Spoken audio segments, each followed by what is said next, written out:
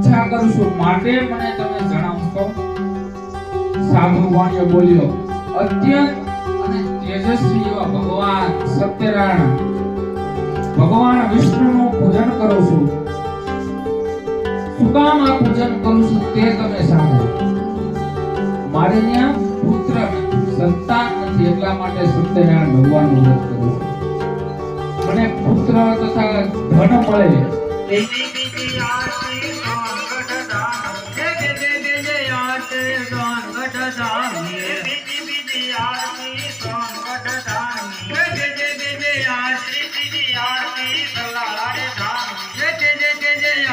સલાહ